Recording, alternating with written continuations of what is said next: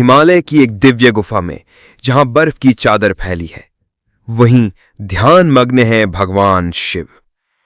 उनका शरीर राख से लिपटा है, माथे पर चंद्रमा शोभा दे रहा है, चारों ओर दिव्यता की नीली आभा फैली है, शांति का प्रतीक, योग का अद्भुत स्वरूप।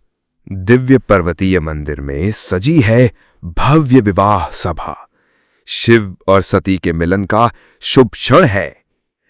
देवताओं के साथ ऋषि मुनि भी साक्षी है इस वैदिक युगल के विवाह के।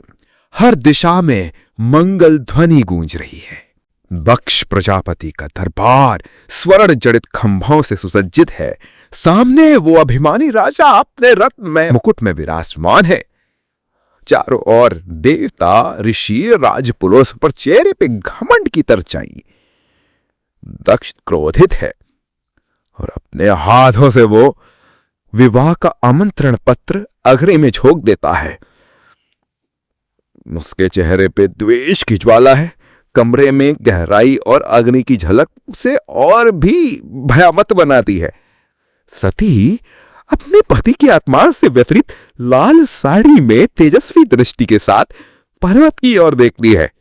हवा में उड़ते वस्त्र और आंखों में प्रतिज्ञा का भाव। दूर से शिव चुपचाप देख रहे हैं, जैसे कोई तूफान आने वाला हो। दक्ष का यह स्थल वैदिक मंत्रों से गूंज रहा है। चारों ओर वेदियों की अग्नि चल रही है। देवगण उपस्थित हैं। ऋषि वेद पाठ में लीन है। ये एक असुलंबित अत्यंत पवित्र दृश्य है। जब सती वहां पहुंचती हैं, तो उन्हें कोई आसन नहीं दिया जाता। लोग उनका उपहास करते हैं। दक्ष उंगली उठा के उन्हें अपमानित करता है। चारों ओर मौन, लेकिन अपमान बोलता है। दर्द, अपमान और क्रोध में जलती सती स्वयं यज्ञ की अग्नि में प्रवेश कर जाती हैं। लेकिन यह केवल देह की आहुति नहीं थी, यह एक आत्म बलिदान था। उनकी आत्मा से दिव्य प्रकाश निकलता है। शिव ध्यानस्थ है। कैलाश में नंदी ने कान में सत्री के अर्थ की सूचना देते हैं।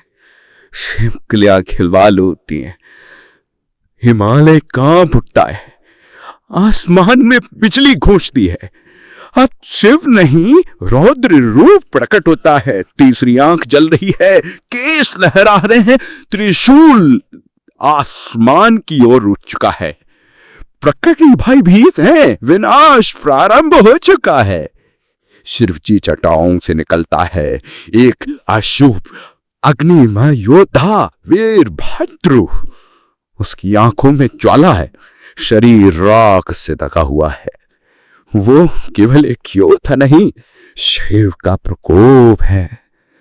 घने बादलों में से निकलती है एक भयानक सेना।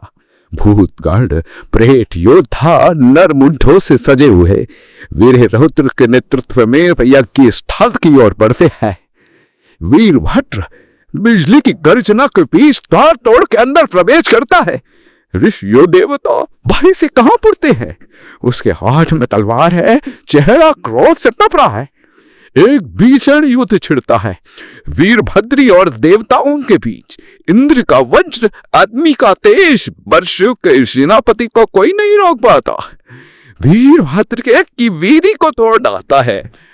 अग्नि बिगड़ती है, मंत्र तरुक में मंडप गिरता है, जैसे सृष्टि का अंत प्रारंभ हो गया हो।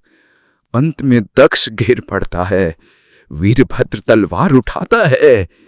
एक ही बार में न्याय हो जाता है। क्रोध, अग्नि और धन तीनों एक साथ हटते हैं और सब कुछ राख में बदल चुका है। धुआं, टूटे स्तंभ, जुटे हुए झंडे, सिर्फ मौन बताए है और सुबह की सुनहली किरणें। शिव शांत भाव से आते हैं। जहां सब कुछ जल चुका है, वहीं वो खड़े होते हैं। वीरभद्र उनके चरणों में झुकता है। काले बादलों के बीच एक दिव्य प्रकाश। शिव क्रोध के बाद अब करुणा का स्वरूप बनते हैं। वो दक्ष को एक नया जीवन देते हैं, एक बकरे तक सर लया है। ये दया है, ये न्याय है, ये शिव है। सब कुछ समाप्त करने के बाद शिव पहल से हिमालय की चोटी में ध्यानस्थ हो जाती है। चंद्रमा चमक रहा है, हवा शांत है। शिव अनंत योगी, अनंत दंड। वन की गोद में एक नवयुवती ध्यान में लीन है। वो है पार्वती, सती का पुनर्जन्म। प्रकृति उसकी साधना से मुस्कुरा रही है। शिव और शक्ति का चिरकालिक मिलन फिर से होने वाला है।